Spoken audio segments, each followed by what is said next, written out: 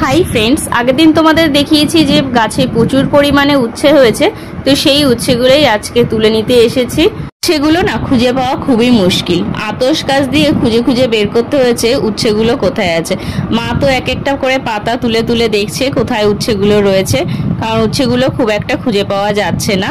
বিকালবেলায় আমি আর মা এখন উচ্ছেগুলো তুলতে এসেছি, আর বিকালবেলায় একটু গাছে জলও দিতে এসেছি। যেহেতু এই গাছটা আমাদের ঘরের পিছনে, তাই এই জন্য জলটা সচরাচর দিনের বেলায় দেওয়া হয় না, বিকালের দিকে গাছে রোজ দিন জল দিতে আসি। আর আজকে জল দিতে এসে মা আর আমি মিলে এই উচ্ছেগুলো তুলে নিয়ে যাচ্ছি। আর এইখানে জায়গাটা খুবই ছোট, এখানে নিম গাছ, ধুত্রা গাছ, উচ্ছে গাছ, তারপরে কুমড়ো গাছ সব একসাথে রয়েছে।